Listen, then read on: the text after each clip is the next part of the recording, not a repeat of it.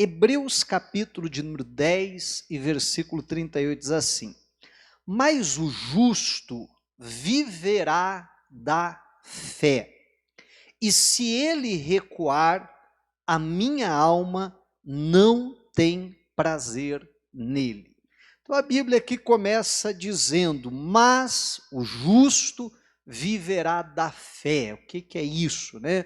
É nós vivemos de acordo com aquilo que a palavra de Deus diz, né? Nós não baseamos a nossa vida naquilo que a gente está vendo, naquilo que a gente está sentindo, mas sim naquilo que a palavra de Deus ela diz.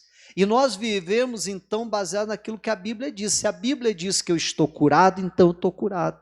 Se a Bíblia diz que eu fui liberto, então eu sou liberto. Mas a gente ouve pessoas dizendo: ah, pastor, mas o senhor sabe que eu sou fraco, né? Então vem a tentação assim, e eu não resisto, eu caio. Não, mas se a Bíblia diz que eu fui liberto, então eu preciso viver pela palavra, eu sou liberto em nome de Jesus Cristo. Se a Bíblia diz que eu morri para o pecado, então de fato eu morri para o pecado, né? Aquilo não tem mais poder sobre a minha vida. Então eu preciso viver pela fé, de acordo com aquilo que a palavra de Deus ela declara. E aí a Bíblia diz, né, continuando ali: mas o justo viverá da fé, e se ele recuar, a minha alma não tem prazer nele. Olha que coisa séria que a Bíblia diz. Então, quando nós andamos pela fé, de acordo com aquilo que a Bíblia diz, nós estamos avançando, estamos indo em frente. Mas a Bíblia diz que aquele que recuar, se ele recuar, está vivendo pela fé, mas daqui a pouco se intimida diante de uma circunstância, diante de um problema, recua, né? A Bíblia diz isso, mas a pessoa diz: mas veja bem que o meu caso é diferente, e assim por diante. Então a pessoa recua, a Bíblia diz: a minha alma não tem mais prazer nele. Deus está ali, né? Feliz quando a gente está vivendo pela fé. Mas quando a gente retrocede, é como se aquilo decepcionasse Deus. Eu sei que talvez essa não é a melhor expressão, porque decepcionar a gente espera uma coisa e vem outra, e Deus já sabe o que vai acontecer. Mas só para você entender, né? É o sentimento que nós, seres humanos, temos, aquele sentimento de decepção. Poxa vida, eu achei que você ia e você não foi. É igual aconteceu com Pedro. O Pedro estava lá no barco, no meio da tempestade, e aí, daqui a pouco, Jesus vem andando sobre as águas, diz para o Pedro, né, na verdade, para todos os discípulos: não temas, sou eu. Mas o Pedro se levanta e diz: Senhor, se és tu, me faz ir ter contigo andando sobre as águas. E Jesus diz o quê? Vem. E ele desceu do barco e ele começou a andar sobre as águas. Você já imaginou a alegria de Jesus ao ver, né, o seu discípulo ali vivendo aquilo que ele estava vendo, porque Jesus estava andando sobre as águas. E daqui a pouco ele vê que o Pedro, pela fé, também está andando sobre as águas. Né? Não é maior alegria para um mestre que vê que o discípulo ali está andando os seus passos, né? E eu fico imaginando que Jesus estava ali feliz da vida com aquilo. Mas aí a Bíblia diz que Pedro, sentindo o vento forte, teve medo e começou a afundar. Ele recuou na fé. Diante daquela tempestade, então, em vez dele continuar andando pela fé, o que estava fazendo até aquele momento, por isso estava andando sobre as águas, né, ele deixa aquela circunstância: poxa vida, mas no meio dessa tempestade, não sei o que passou na cabeça dele, mas talvez isso, no meio dessa tempestade, no meio desse mar agitado, e aí ele retrocedeu na fé. Aí ele clama para Jesus salvá-lo, Jesus estende a mão, levanta ele, e aí Jesus diz assim: homem de pequena fé, por que duvidaste? Eu leio essa frase na Bíblia assim, eu consigo sentir a tristeza de Jesus nessas palavras, né? Porque, como diz aqui, se ele recuar, a minha alma não tem prazer nele. Jesus devia estar numa alegria ao ver o Pedro andar sobre as águas, como Jesus fica numa alegria quando vê eu e você praticando a fé, crendo naquilo que a palavra dele diz. Às vezes, daqui a pouco a gente vê o vento forte, recua, fica com medo, né? E o que causa isso, essa tristeza. Por que você foi duvidar? Por que você não creu? Por que você não continua acreditando? Você estava indo tão bem, você ia chegar lá, amém? Por que você foi duvidar? Então, nós não podemos recuar, retroceder na fé. Nós precisamos viver na fé. Até o versículo 39 diz assim: nós, porém, não somos daqueles que se retiram para a perdição, mas daqueles que creem para a conservação da alma. Glória a Deus. Então é isso, a Bíblia está dizendo, olha, se o justo vive da fé, se ele recuar, a alma de Deus já não tem mais prazer nele. Mas a Bíblia diz, mas nós não somos dos que recuam, nós somos daqueles que creem para a conservação da alma. Só que a gente vai ver aqui na Bíblia, e é isso que a gente vai estudar hoje, que teve uma das tribos de Israel, né, do povo de Deus, que fizeram exatamente isso, que recuaram, que retrocederam. E recuaram por quê? A Bíblia fala para nós por que eles fizeram isso. Vamos lá para o livro de Salmos, no Salmo 78 e no versículo de número 9. Salmo 78, versículo 9. A Bíblia diz assim aqui, ó: os filhos de Efraim, armados e trazendo arcos, o que eles fizeram? Retrocederam no dia da peleja. Então, aqueles filhos de Efraim, como eu dizia, fazia parte do povo de Israel, era uma das tribos de Israel, eles estavam armados, trazendo arcos, quer dizer, aparentemente preparados para a batalha, porque quem está armado está preparado para a guerra, não é isso?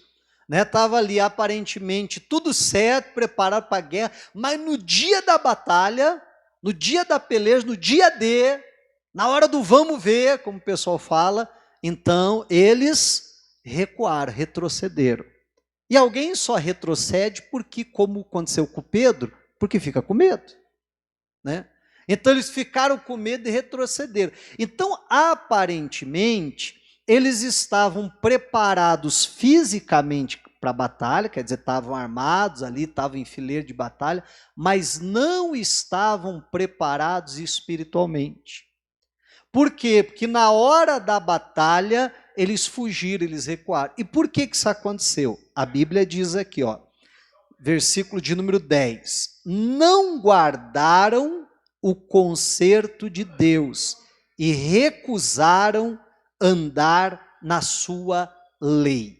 Primeiro motivo que levou eles a recuar e que leva toda e qualquer pessoa a recuar também, é sempre o mesmo motivo, não há outro.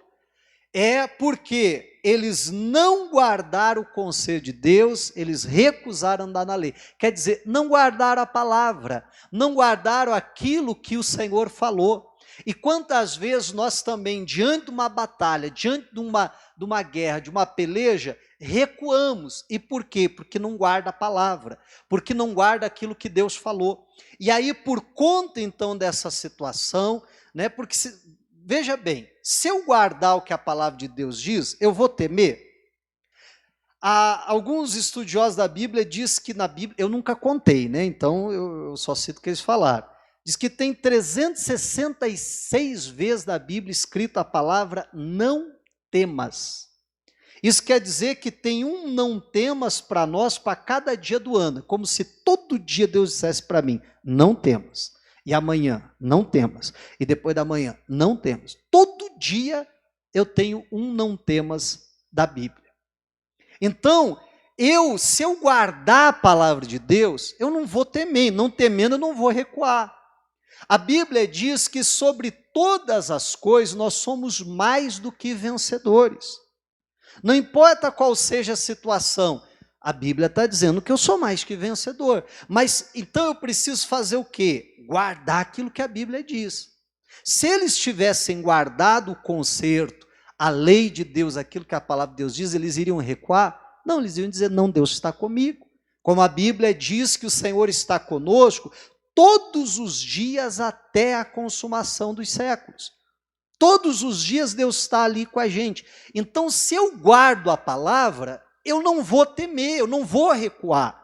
Seja qual for o inimigo, seja a tempestade lá que o Pedro enfrentou, seja, né, o inimigo aqui que os filhos de Efraim estavam enfrentando, seja qual for o problema, eu preciso guardar aquilo que a Bíblia diz. E eu só estou citando aqui alguns textos, mas se a gente guardar o que a palavra de Deus diz, não vai haver motivo para a gente temer, nem para a gente recuar. Aí o versículo 11 diz assim, ó: e esqueceram-se das suas obras e das maravilhas que lhes fizera ver, maravilhas que ele fez à vista de seus pais na terra do Egito, no campo de Zoar. Aí vai citando, vai dando exemplos, ó. Dividiu o mar e os fez passar por ele, fez com que as águas parassem como num montão, de dia os guiou com uma nuvem e toda a noite com um clarão de fogo, fendeu as penhas no deserto e deu-lhes de beber como de grandes abismos. Fez sair fontes da rocha e fez correr águas como rios. E aí vai citando, né, várias coisas que Deus fez, povo de Israel. Deus está dizendo, sabe por que eles recuaram, que eles retrocederam? Porque eles se esqueceram daquilo que Deus fez. Porque se eles lembrassem de tudo aquilo que Deus já havia feito, eles iam temer o inimigo? Não. Eles iam recuar? Não iriam. Não, Deus que nos deu a vitória em todas essas situações, Deus que de uma maneira sobrenatural nos supriu, fez o milagre acontecer, é o Deus que vai nos dar vitória nessa batalha também. É o que aconteceu com Davi. Davi, ele se oferece para lutar contra o Golias, e aí o Saul diz, não, contra esse filisteu você não pode ir, você ainda é um garoto, ele é um homem experiente, ele é um gigante, você não pode lutar contra ele. Aí o que Davi fala? Davi diz assim, olha o rei, deixa eu contar uma coisa para o senhor. Eu sou pastor de ovelhas, eu cuido das ovelhas lá do meu pai. Certa ocasião, veio um leão para roubar as ovelhas. O que você fez? Eu enfrentei. Eu matei aquele leão. Depois apareceu lá um urso. O que eu fiz? A mesma coisa, eu enfrentei aquele urso. Eu matei aquele urso. E aí olha só o que ele diz. Ele diz, assim como Deus, não foi a minha força, não foi a minha capacidade, assim como Deus me deu a vitória contra aquele leão e contra aquele urso, é o Deus que me dará a vitória contra este incircunciso filisteu. Então o que Davi faz? Davi, ele se lembra de tudo aquilo que Deus havia feito com ele. Ele se lembra das vitórias de outrora e diz, o Deus que me deu a vitória lá atrás é o Deus que vai me dar a vitória contra esse gigante.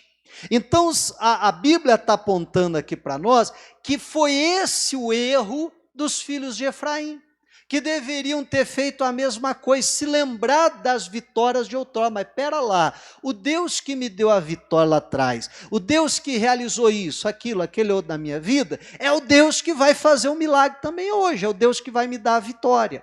Então nós precisamos fazer isso aqui que a Bíblia está dizendo, nos lembrar, nunca nos esquecer daquilo que Deus já fez na nossa vida. E eu não estou falando nem daquilo que Deus fez lá no povo de Israel, que abriu o Mar Vermelho, que a gente leu aqui, que fez isso e aquilo. Não, mas se lembrar daquilo que Deus já fez na nossa própria vida. Todos aqueles milagres que Deus já operou, todos os livramentos que Deus já nos deu, todas as vitórias que o Senhor já garantiu que nós tivéssemos. Então, aí eu preciso, se eu me lembrar disso, isso me dá uma fé, isso me dá uma confiança, isso me dá uma segurança tão grande, que eu não vou recuar.